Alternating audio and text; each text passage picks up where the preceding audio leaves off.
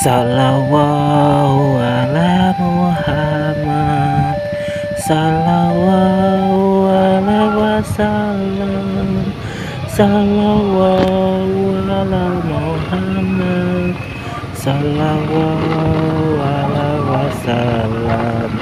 Sallallahu ala Muhammad.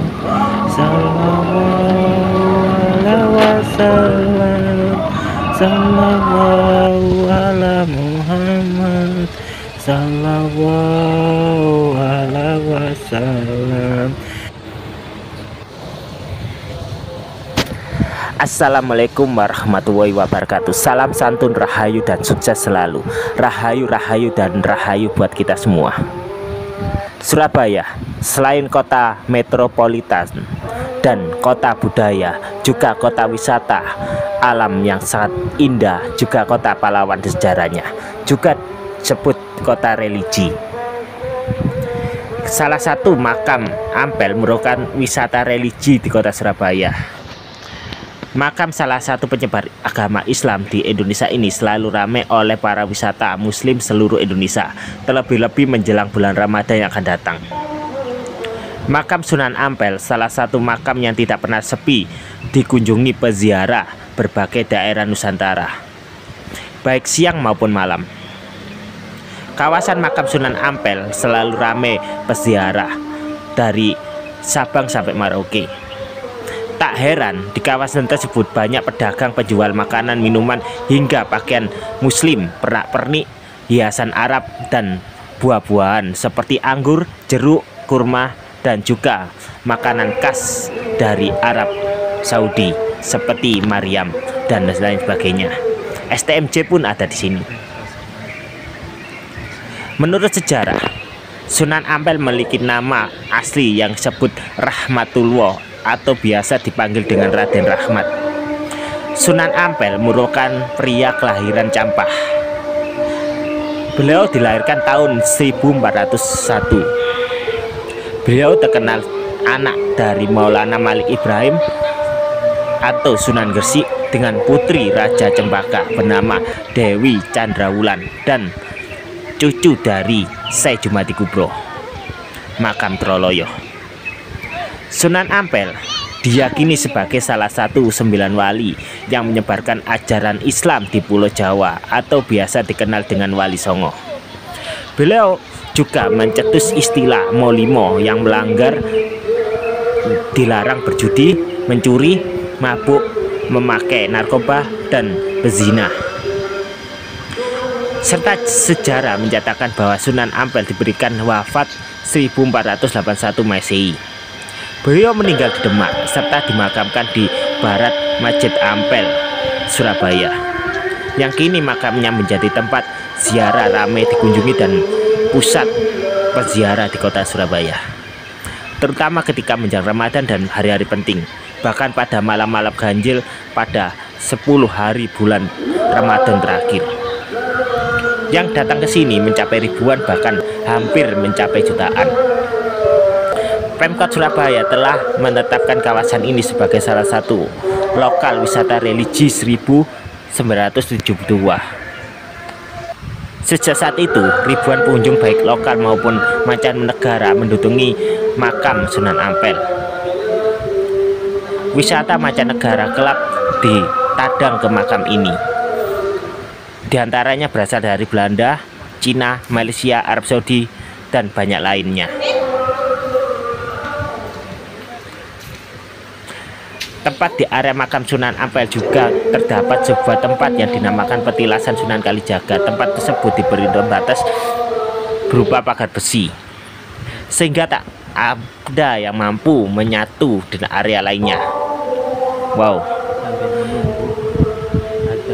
Sunan Kalijaga sendiri salah satu wali Songo, juga menyebarkan syiar Islam di Jawa, sehingga ditemukan beberapa petilasan yang tersebar di Jawa. Selain di Surabaya, Gresik, dan lainnya, Cirebon, Demak. Wow, banyak sekali petilasan karena beliau Sunan Kalijaga juga penting dalam penyebarkan Islam. Next, jika diberi kesempatan dan waktu, setelah dukungan kalian, kita akan mengeksplor di lokasi itu. Selain sebagai wisata religi, para wisatawan bisa melakukan berbagai aktivitas di kawasan Sunan Ampel ini. Salah satu penikmat desainer ya cocok. Arsitektur masjid ini unik. Arsitektur masjid bergaya antara Jawa dan paduan atap kuno. Perpaduan yang keren. Masjid Sunan Ampel salah satu yang tertua di Indonesia. Selain juga terbesar di saat itu. Masjid ini terletak di Kelurahan Ampel, Semanggi, Surabaya. Saat ini menjadi bahkan tetap kokoh walaupun beberapa kali dihancurkan oleh Belanda. Wow, keren sekali. Pada masa Belanda pun Belanda ingin hancurkan, tapi Allah selalu melindunginya karena rahmat yang ini Allah begitu indah dan sangat kuat untuk menjaga sesuatu. Masjid ini didirikan oleh Sunan Ampel sendiri. Selain itu, keunikan dengan arsitektur nuansa spiritual terasa tinggi hingga selalu muncul kesan kiamat bagi wisata religi. Hikmat yang sangat indah dapat dilihat berbagainya. Terdapat bagian depan ada 5 gerbang. Wow, keren kan? Gerbang gapura tersebut ada simbol rukun Islam yang jumlahnya 5. Gapura ini masing-masing diberi nama gapura munggah, gapura ngamal, gapura poso, gapura ngadep, gapura pameksen. Wow, keren sekali istilah-istilahnya. Pokoknya jika penasaran, silakan datang sendiri untuk menikmati keindahannya serta bangunan yang sangat asri di tempat ini. Tak lupa daripada itu, kita selalu bersyukur pada Allah, dan melalui Allah dan pelantara Sunan Mbah Ampel, kita bisa mendapat sesuatu yang kita inginkan. Segala permintaan, hajat, kemauan, serta apa yang kita cita-citakan akan mendapatkan balasan, dan kita akan mendapatkan anugerah, dan kita bisa mendapatkan keinginan kita asal ikhtiar dan berusaha, karena Allah Subhanahu wa Ta'ala selalu bersama kita. Merdeka!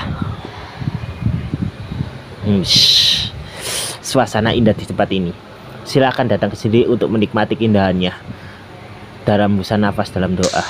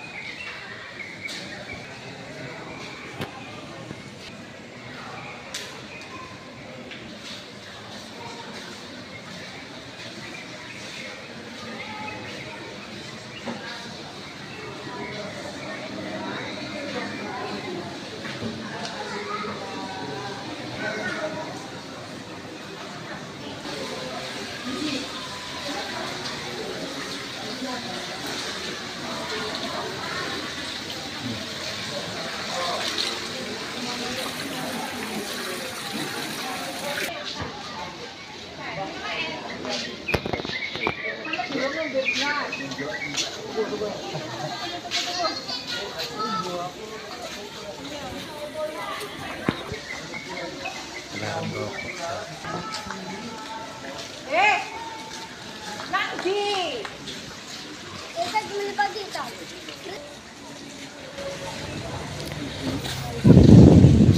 Suasananya sangat ramai walaupun baru dibuka, dan ini adalah kondisi di mana pasarnya walaupun banyak yang tutup tetap semangat sebagiannya yang berjualan. Walaupun sepi tapi tetap semangat menjual apa yang harus dijual dan tetap menjadi yang terbaik dan tetap setia di jalan yang benar walaupun kebenaran tidak sesuai dengan harapan. Wow, suasana di sini sangat bagus dan bersih. Berbeda dengan pasar-pasar lainnya yang setelah tutup banyak kotoran, banyak yang berselerakkan.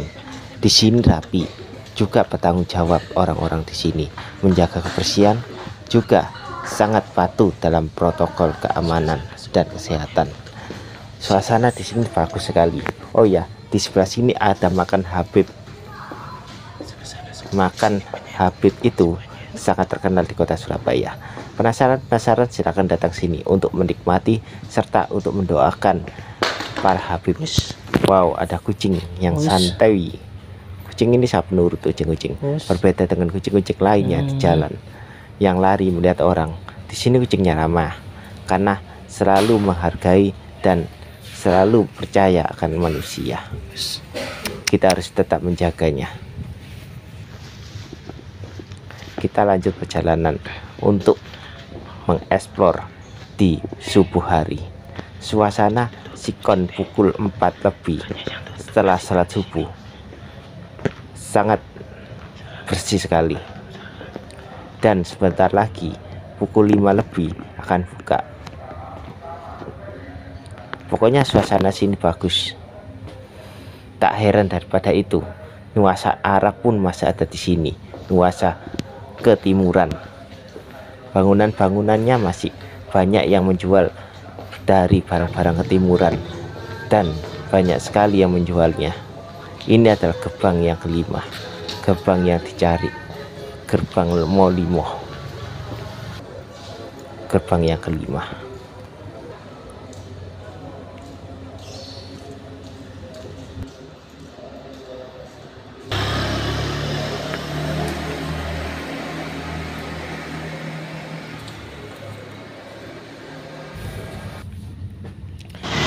Berbeda dengan pasar yang ada di dalam. Pasar yang ada di depan ini, di depan pintu gerbang ini, benar-benar sangat ramai dan banyak sekali yang jualan dan banyak sekali orang yang lalu lalang di jalan utama ini.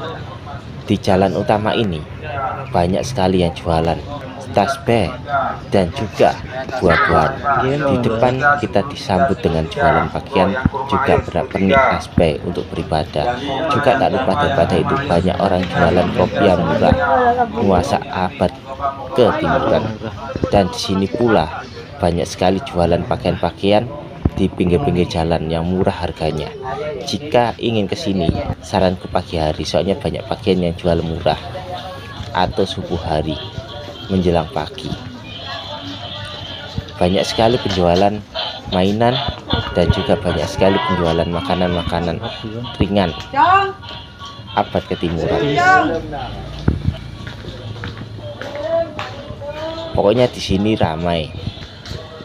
Nuansa memasuki di pagi hari setengah 6. Wow, hampir setengah 6, masih jam 5 lebih sekian detik. Sikon masih banyak yang tutup, dan ini adalah foto-foto para habib dan para ulama yang berjasa dalam penyebaran Islam di zamannya dan di daerah-daerahnya yang wajib kita ketahui. Oleh sebab itu kita harus tetap bersyukur pada Allah Subhanahu wa Ta'ala atas nikmat yang anugerah di setiap nafas dan setiap langkah untuk menggapai kesuksesan dengan usaha dan ibadah. Wow, keren. Di sini banyak yang jualan. Oh ya, di sini jangan takut antara haram atau halalnya. Yang pasti di sini terjamin halalnya, baik makanan, minuman, bahkan sumber dari pakaian di sini pasti halal semuanya. Jangan pernah diragukan lagi. Kondisi sangat bagus. Orang yang cerdas, kata Rasulullah, adalah orang yang mau merendahkan hawa nafsunya dan dia beramal untuk hari esok. Wal ajiz, dan orang yang lemah akalnya adalah orang yang selalu mengikuti hawa nafsunya. Dan apa saja yang dia inginkan harus kemudian sekarang tercapai. Mentalnya anak kecil. Apa yang diinginkan sekarang harus terjadi. Nah, maka di dalam hikmah ini Ibnu Abbas ini mengajarkan kepada kita orang-orang yang sudah kasar, orang-orang yang kemudian juga anjir dan lain sebagainya, terlipatnya di dunia sampai kemudian beliau sudah bisa merasakan akhirat. Allah Ta'ala itu mengajarkan kepada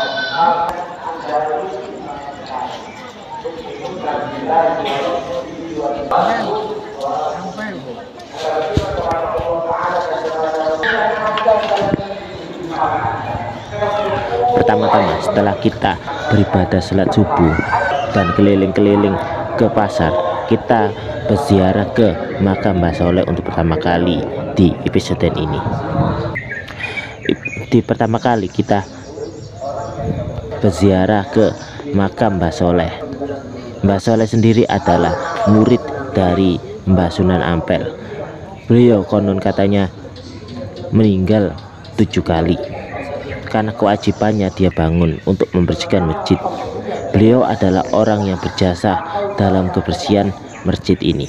Oleh sebab itu, kita tetap harus menjaga kebersihan sebagaimana mungkin para pendahulu kita menjaga kebersihan tempat ini. Dan juga kebersihan hati, kebersihan pakaian, dan paling utama adalah kebersihan lingkungan yang kita injak saat ini. Tetap bersyukur pada Allah dan tetap fokus berikhtiar. Insya Allah tujuan kita akan tercapai.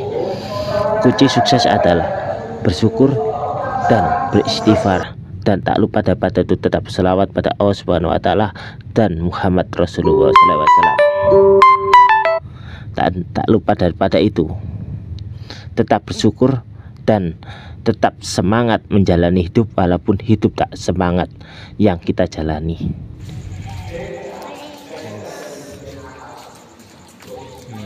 Gak tuh udah gorengan rek. Campur Bu. Setelah kita mengisi-isi perut, kita akan lanjutkan perjalanan kita ke makam utama, ke makam Mbah Sunan Ampel.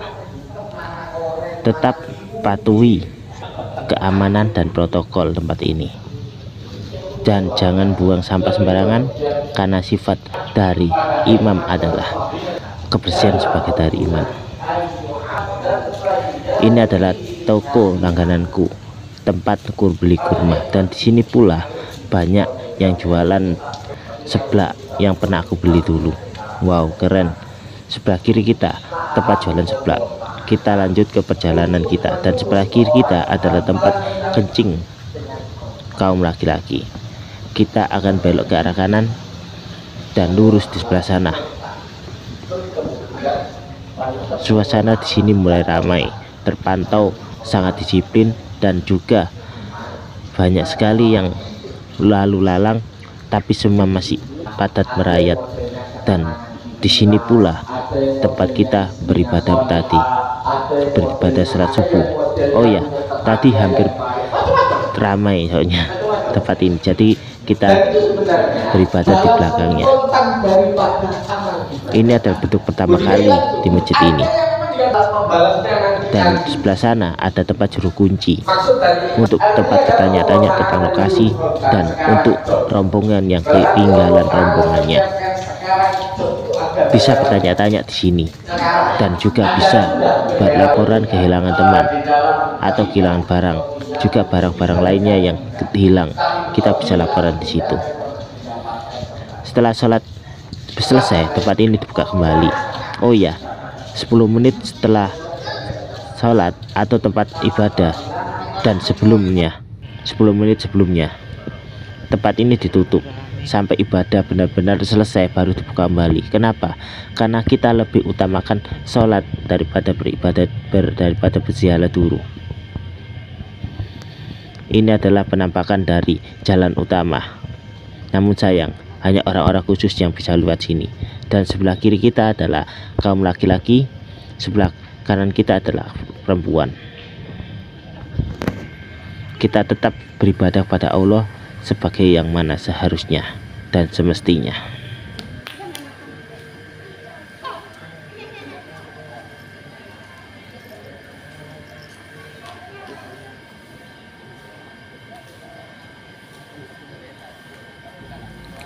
Situasi dan kondisi di dalam makam Mbah Sunan Ampel sangat terawat dengan rapi. Tak lupa daripada itu, di sini tidak ada kotoran pun atau sehelai daun pun yang memenuhi tempat ini.